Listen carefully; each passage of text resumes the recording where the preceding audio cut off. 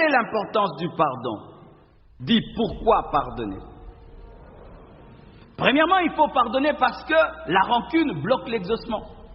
Frère, si tu es là, tu as fait 3 ans avec un ennemi dans ton cœur, sache que Dieu ne t'a jamais exaucé. C'est pourquoi tu pries beaucoup, mais tu n'as aucun résultat, parce que Dieu ne t'exauce pas. Pardonne-nous nos offenses, comme nous pardonnons à ceux qui nous ont offensés. Et donc, si Dieu ne t'exauce pas, ne te pardonne pas, donc il ne t'exauce pas. La rancune bloque le ciel, bloque la prière, ferme le ciel, la rancune. Cet homme-là, tu es concentré à le haïr, il est en train de bloquer ta vie de prière. Cette personne que tu n'aimes pas est en train de détruire ta vie de prière. Tu jeûnes pour rien. Tu pries pour rien, tu fais des veillées pour rien, Dieu ne t'exaucera pas. Laisse là ton offrande et va arranger, ensuite va donner l'offrande. Pourquoi faut-il pardonner? Afin de réduire le nombre des ennemis. Nous aurons toujours des ennemis, mais il faut les réduire autant que cela est possible. Vous connaissez l'histoire d'Achille en Grèce. En Grèce, il y avait un homme très fort. Cet homme tabassait tout le monde.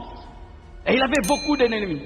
Et un jour, il est allé dans une guerre et il avait oublié l'un de ses ennemis qui était très faible. Et dans cette guerre, son ennemi a ciblé son talon. Il lui a asséné un coup, une flèche au niveau du talon. Et Achille est mort ainsi. Un homme fort, un homme puissant qui était tué par un faible. Pourquoi? Il en avait tellement qu'il avait oublié celui-là. Il avait tué son frère et il avait oublié. C'est ainsi qu'il y a cet adage qui dit « le talon d'Achille ». L'homme fort, mais qui était tué dans une faiblesse. Tu as beaucoup d'ennemis. Arrête d'accumuler les ennemis. Pardonne et tu vas réduire le nombre de tes adversaires. Parce qu'un jour, dans la faiblesse et dans la vieillesse, un ennemi que tu as oublié peut devenir fort et te faire du mal. Même Dieu a cette stratégie. Voyez. Colossiens 1, verset 20 à 21. La Bible dit, « Il a voulu par lui réconcilier tout avec lui-même, tant ce qui est sur la terre, les hommes, que ce qui est dans les cieux, les anges, en faisant la paix par lui, par le sang de sa croix. Et vous, qui étiez autrefois étrangers et ennemis, par vos offenses et par vos mauvaises œuvres, il vous a maintenant réconciliés. » Nous étions des ennemis de Dieu, n'est-ce pas? Vous voyez comment Dieu nous a eus. Comment il nous a eus? Il ne nous a pas pardonné. Et Dieu a réduit le nombre de ses ennemis. Voilà que je prêche l'évangile. Je chasse les démons. Je détruis la sorcellerie. Alors que j'étais son ennemi, qu'est-ce qu'il a fait? Le pardon. Pardonne, tu auras des nouveaux amis. Pardonne et tes ennemis deviendront tes amis. Et j'ai remarqué, certains anciens ennemis deviennent des meilleurs amis. Pourquoi? Parce qu'ils savent quantifier et apprécier la relation avec toi. Frères et sœurs, réduisez le nombre de vos ennemis, réduisez en pardonnant. Pourquoi faut-il pardonner? Pour ressembler au Père qui est parfait. Nous ne ressemblons pas à Dieu seulement en faisant des miracles. Nous ne ressemblons pas à Dieu seulement en prophétisant, en guérissant les malades. Nous ressemblons à Dieu en vivant dans l'amour. Regardez Dieu. Quand le soleil paraît seulement pour les chrétiens.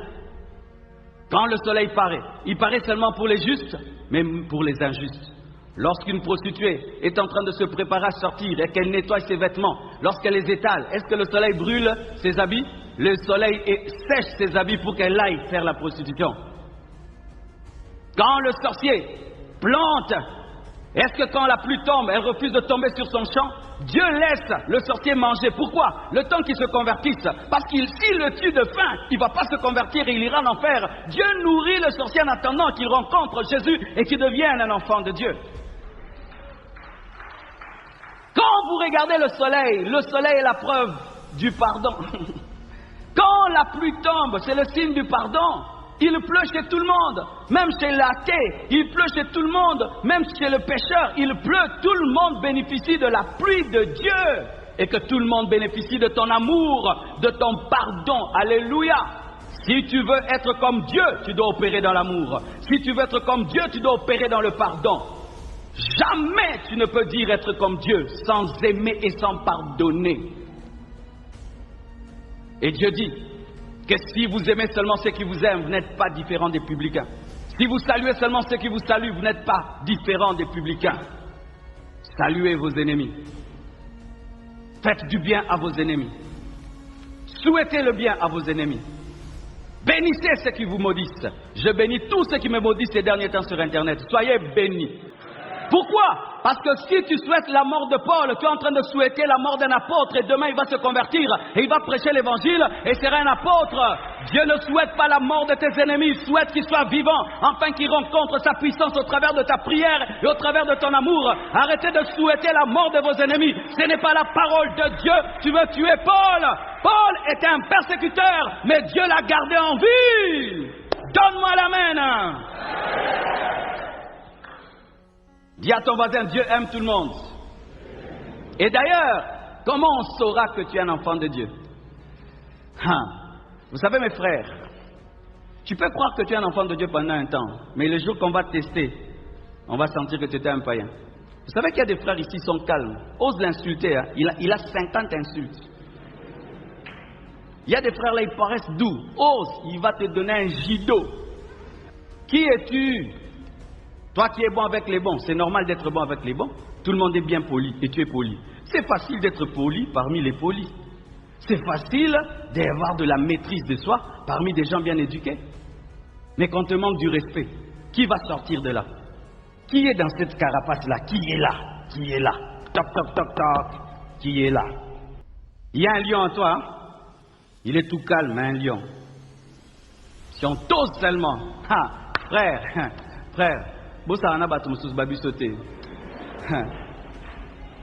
ah oui, ils sont là, calmes comme tout. C'est comme une éponge. Quand tu marches dessus, tu découvres qu'il y a du savon, tu découvres qu'il y a de l'eau, tu découvres qu'il y a l'huile. Si on marche sur toi, qu'est-ce qu'on va découvrir? On a marché sur Jésus, on a découvert l'amour. Père, pardonne-leur parce qu'ils ne savent pas ce qu'ils font. L'amour. Oh, je suis humble. Qui t'a déjà humilié? Qui t'a déjà humilié? Je suis humble. Qui t'a déjà humilié et tu es descendu? Alors moi je pardonne facilement. Qui t'a déjà fait un mal, un vrai mal? Un mal, des mal. Moi je comprends facilement. Tu as déjà vécu un problème. C'est pourquoi j'honore Jésus-Christ. Il a connu la trahison, il a pardonné. Il a connu le rejet, il a pardonné. Il a connu l'abandon, il a pardonné. Il a aimé des gens qu'on ne pouvait aimer. Frère, un jour ton amour sera testé. Un jour ton amour sera testé. Un jour. Oh, nous sommes des amis. Vous êtes des amis. Vous avez eu déjà des problèmes dans votre amitié. Vous n'êtes pas encore des amis. Les vrais amis, il faut que ça choque. Il faut qu'il y ait des trucs. Mais vous restez ensemble 4 x 4. Là, vous êtes des amis. Mais tant que vous n'avez pas été trouvés, vous n'êtes pas encore des amis. Oh, moi et ma femme, nous aimons beaucoup. Attendez. Ma femme, mon mari. Et il y a des problèmes. Et puis, continuez. Là, vous êtes mariés. Moi et ma femme. Et des problèmes. Et continue à dire moi et ma femme. Là maintenant c'est ta femme. Dites amen. Même des gens, pasteur, j'aime l'église Compassion, je t'aime beaucoup. Je te prêche bien. Il y a des quoi que tu m'aimes beaucoup, hein. Les jours que je vais te gueuler.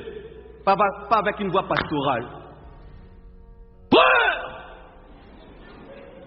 Tu es suspendu. Dis à ton voisin, qui es-tu? Quand tu es en colère, tu trembles. Tu trembles. En colère, tu trembles. Un chrétien, tu n'as jamais tremblé par la plénitude du Saint-Esprit. Le feu tombe ici, toi tu ne bouges jamais. Mais quand tu es en colère, maintenant tu es en transe. Toi tu n'as que des transes de colère, jamais des transes d'onction et de puissance. Pourquoi faut-il pardonner? Il faut pardonner pour transformer le temple en prison. Pourquoi? Parce que lorsque tu ne pardonnes pas, tu deviens une prison. Nous sommes des temples du Saint-Esprit, mes frères. Mais lorsque tu gardes des gens prisonniers dans ton cœur, tu deviens une prison. Je connais quelqu'un personnellement qui a attrapé la corona. La Covid-19, le corona. Et qui est allé dans le coma pendant longtemps. Et elle est allée au ciel. Et quand elle est allée au ciel, elle est morte, elle est allée au ciel, elle a vu une grande lumière et qui lui a dit, rentre, tu n'es pas prête. Pourquoi? Tu as 3 personnes dans ton cœur que tu n'as jamais pardonné. Tu n'es pas prête, rentre. Et Dieu lui cite le nom des 3 personnes. Et puis elle est sortie du coma. Elle a commencé à nous prêcher la parole. Elle a décidé d'arranger. Elle a failli rater le ciel parce qu'elle avait gardé des personnes dans son cœur. Elle était une prison. Frère, quand tu ne pardonnes pas, toi qui es le temple du Saint-Esprit, tu deviens une prison. Et tu sais, quand tu gardes des prisonniers, je ne sais pas si dans la prison, il y a une bonne odeur. Et quand tu as gardé prisonnier une brebis du Seigneur, tu vas sentir la prison. Et tu vas sentir les brebis. Et quand tu pries, Seigneur, exauce-moi, Dieu entend, bé, bé, bé. Parce que sa brebis est en toi. Et Dieu a dit à cette femme, rentre. Et dans sa colère, elle avait même donné des sobriquets à ses ennemis. Tu as donné des sobriquets aux gens. Quel petit nom tu as donné à quelqu'un? Il ne sait pas qu'il porte ce nom dans ta vie. Mais toi, tu sais que tu lui as donné ce nom-là. Il a un nom. Dragon. Il a un nom. Et elle avait donné un nom terrible. Terrible vraiment. Et Dieu a cité le nom qu'elle avait donné. Frère, sœur, qui est dans ton cœur? Tu risques de rater l'enlèvement parce que tu es retenu. Redevenez des temples, vous qui êtes devenus des prisons. Et c'est malheureux, des fois. Vos prisonniers ne sont pas loin de vous. Ils sont dans l'église et dans vos familles. C'est terrible, hein? C'est terrible. Toi, tu es prisonnier là. C'est dans ta famille et dans l'église. Là où tu viens adorer, là où tu viens prier, tu as des prisonniers dans le cœur. Il faut voir des fois dans les réunions des églises comment les gens sortent des méchancetés. Tu te rends compte? Vous priez et vous avez tout ça dans le cœur, les uns pour les autres, dans une même église, dans une même famille, frères et sœurs, mais des choses dans le cœur.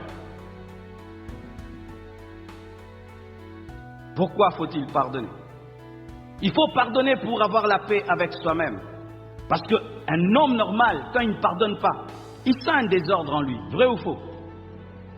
Une personne remplie de l'esprit, lorsqu'elle ne pardonne pas, elle perd la paix, parce que la conscience dérange. Je ne pardonne pas seulement pour être en paix avec Dieu. Je ne pardonne pas seulement pour libérer l'autre. Je pardonne aussi pour me libérer moi-même, parce que j'ai besoin d'avoir la paix. Tu as besoin d'avoir la paix. Un vrai enfant de Dieu, quand il n'a pas pardonné, il ne sait pas dormir. Un vrai couple qui se chamaille ne sait pas dormir. Quand tu t'entends avec ta femme et vous vous chamaillez, tu ne trouves pas le sommeil. Mais si toi tu ronfles, malgré que toi et ta femme, vous ne vous entendez pas, tu as un sérieux problème. La paix, pour trouver la paix. Pourquoi on pardonne? Pour prêcher par l'amour. Un homme est venu me dire, il m'a dit, pasteur, ma femme prie dans ton église. J'ai demandé à ma femme de ne plus prier, de ne plus me prêcher, qu'elle puisse vivre dans l'amour et je vais me convertir. Pourquoi? Parce que l'amour prêche plus que les paroles. Quelqu'un te fait le mal, tu lui rends le bien. Il ne te donne pas, mais toi tu lui donnes. Il ne s'humilie pas, toi tu t'humilies. Sans prêcher, tu es en train de prêcher la parole. Alléluia! Pourquoi il faut pardonner? Pour prêcher au travers de l'amour. Et je vous assure, là où les paroles, les coups ont échoué, l'amour n'échouera pas. Je répète, l'amour n'échouera pas. Alléluia. Terminons, mes frères et sœurs. Pourquoi faut-il pardonner? Il faut pardonner pour donner à Dieu une passe. Alléluia. La Bible dit, à moi la vengeance, à moi la rétribution. Le domaine de la vengeance, c'est le domaine de Dieu. Le domaine du pardon, c'est ton domaine. Le domaine de la rétribution, c'est le domaine de Dieu. Toi, c'est le pardon. Tu sais pourquoi? Pourquoi c'est Dieu qui doit se venger et te venger? Pourquoi? Parce que Dieu, quand il te venge, il garde les mains propres. Dieu, quand il opère dans la vengeance, il ne devient jamais méchant. Mais toi, quand tu opères dans la vengeance, tu deviens méchant. Mais Dieu est le seul qui reste bon en se vengeant. C'est pourquoi c'est son domaine, ce n'est pas le tien. Laisse Dieu opérer dans la vengeance, donne-lui une passe. Quand tu pardonnes, tu donnes une passe à Dieu pour qu'il puisse entrer dans ton combat. Alléluia. Pour ceux qui ne croient pas, s'il a un voleur entre chez toi à la maison, tu l'attrapes et tu le séquestres, tu l'enfermes dans ta chambre pendant 1 mois, n'est-ce pas qu'il a le droit de te traduire en justice? Même si c'est lui qui a volé, il a le droit. Pourquoi? Tu n'es pas habilité pour séquestrer quelqu'un, c'est la prison de Makala. Et toi, tu n'es pas habilité pour te venger, c'est Dieu qui doit se venger et te venger parce que c'est lui le gouvernement, toi tu n'es pas le gouvernement. Alléluia! Ne te venge pas, c'est le travail de quelqu'un d'autre, c'est le travail de Dieu.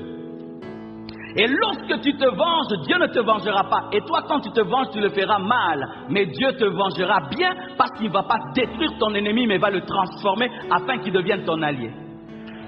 Frères et sœurs, pourquoi on pardonne? Pour donner une place à Dieu. Pourquoi on pardonne? Pour que Dieu entre dans ce combat et qu'il puisse transformer nos ennemis.